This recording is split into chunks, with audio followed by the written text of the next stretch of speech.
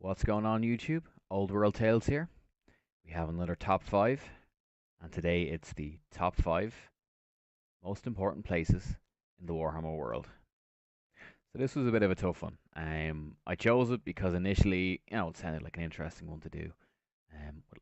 Lots of great places to choose from, and that's kind of the problem because there's so many places, and it depends what you mean by important. So I decided I would keep the title as the most important. Like it's not a scientific study or anything. It's just a bit of light entertainment, and it's my opinion as well. And so here's the top 5. So at number 5 we have Altdorf. So Altdorf is the imperial capital, and it's definitely the most important city for humanity, because it's pretty sure it's the largest in terms of population. It's vital to the survival of the empire. It's administrative center. I suppose it's the trade center as well if we don't include Marienburg. But it definitely is the administrative center, and it's where the emperor resides. It also houses has the imperial palace where the emperor resides. It also houses the colleges of magic, and so we have the different colleges there. There's the Amber Order, Amethyst Order, Bright, Celestial, Gold, Grey, Jade, and Light orders.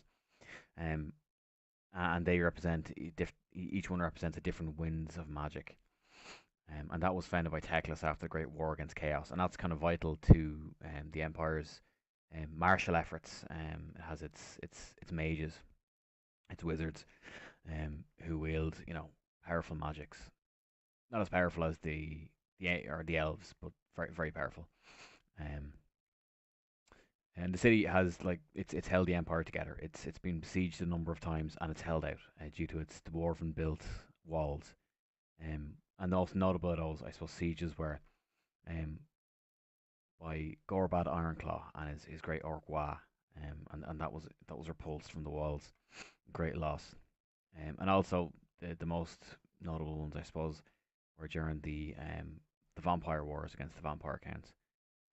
So firstly, Vlad von Karstein besieged it, and after his ring was stolen by an Empire spy, a thief, um, he fled due to losing the power that the ring provided, and so all was saved. And then later on as well, in a different epoch, Manfred von Karstein was repulsed from the walls as well.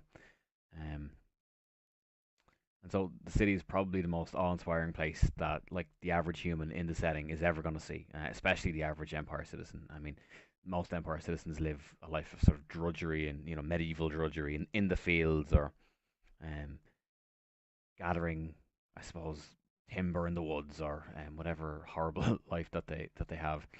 And they don't exactly get to travel much, unless you're a merchant, I suppose, or a soldier. And even at that, like the average merchant, while he may travel, he may not see somewhere that's more extravagant than Altdorf. So that's why it takes the number 5 slot. So moving on, number 4, the Galleons Graveyard.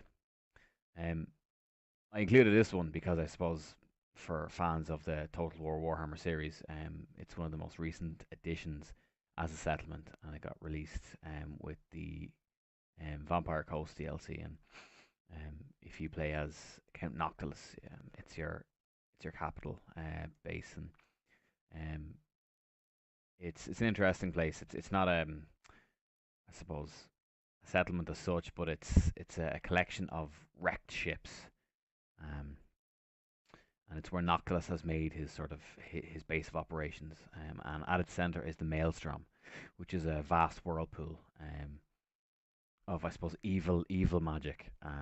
And it sort of sucks in all the flotsam and the debris, and the shipwrecks that float across the seas, and kind of mixes them up in a Frankenstein's monster kind of way. And what gets spewed out again is renewed with undead vigor. And so you don't want to kind of end up there. Probably you're dead if you do anyway. Or not for long. You'll be undead when you come out the other side.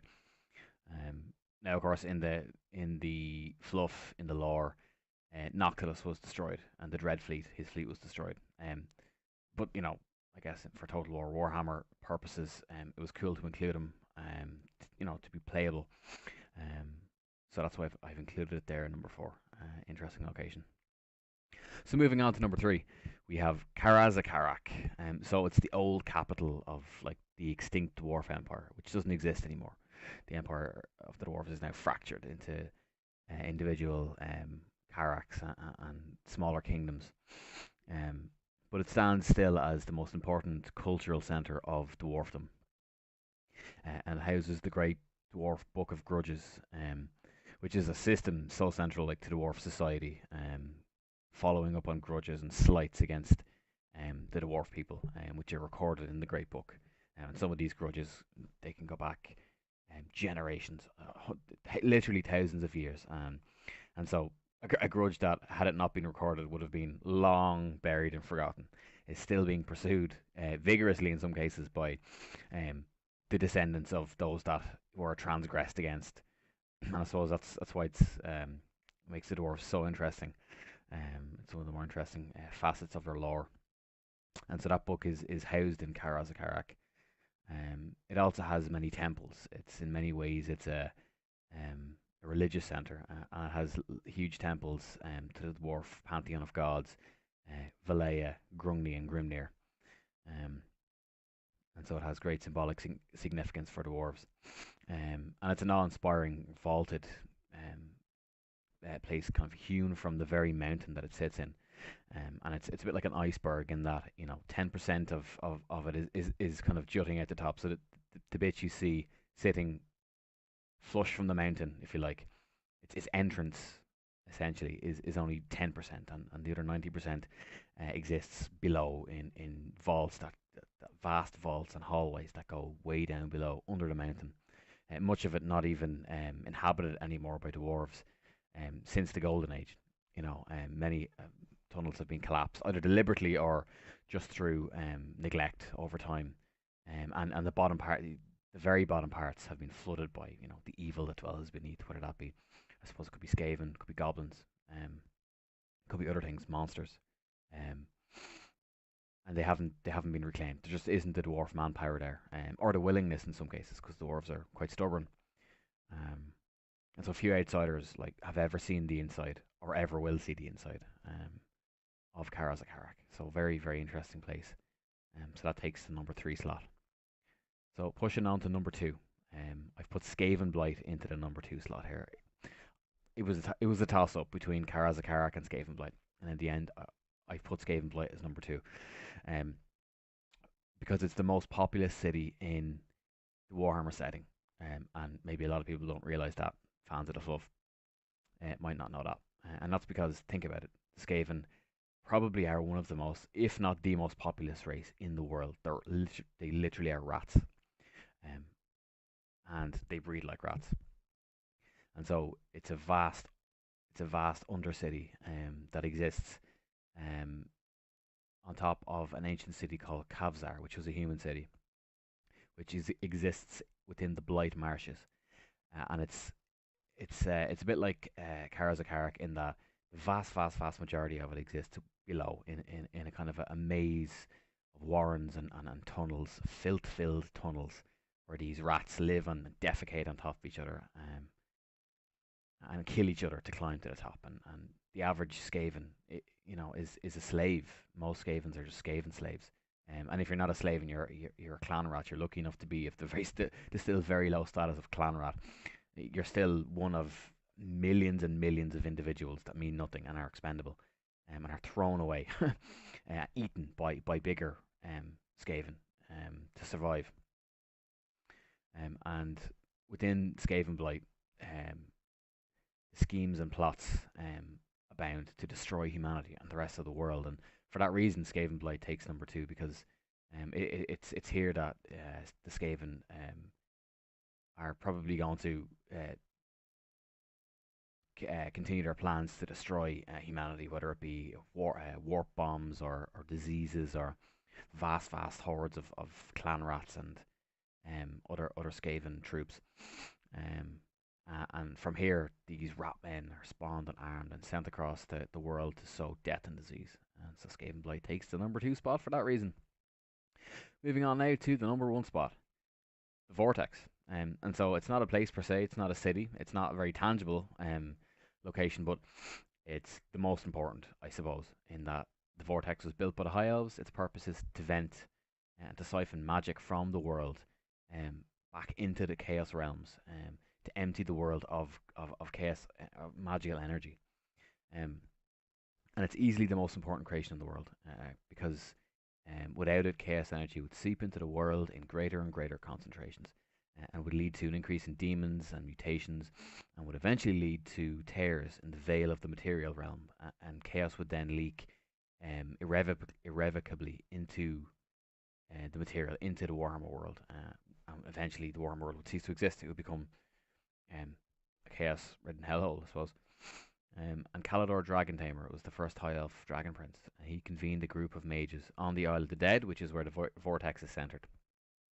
And it's in the very middle of Ultuan. And during an epic battle against Chaos, which raged around them, they created the Vortex, literally as the battle raged around them. And the results killed most of the mages involved and trapped Calador. And despite being trapped in time, he was able to interact with the outside world. And for example, in a later date, during the Great War of Chaos, which we discussed in our previous and first top 5 video, he was able to contact Marathi, who is Malekith's mother, and sort of threaten her and say, look, I myself will undo the Vortex, which you seek to undo, ironically, but I'll undo the Vortex, and then with my remaining power, like, I'll smash you, I'll kill you, obliterate you. And so that was enough for her in her self-serving way to back off and to abandon her son's invasion with his Chaos allies of Ultuan.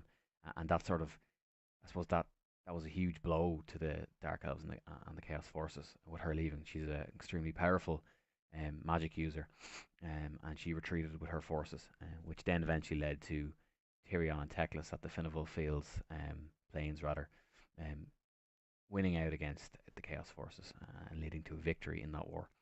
And so the Vortex protects the world and therefore is the most important location, most important place in the Warhammer world. So hope you enjoyed that video, guys. Check out my other videos. Check out my fan fiction, the Ram's Horns. I'm constantly sort of improving my narration of that, and I hope you enjoy. Do check it out. I know some of them are a bit long, but there's a lot of great battles in them. I know some of it can be a bit tedious, but that's the nature of storytelling. So check all my other videos out. Thanks a million. Subscribe, and I'll see you again.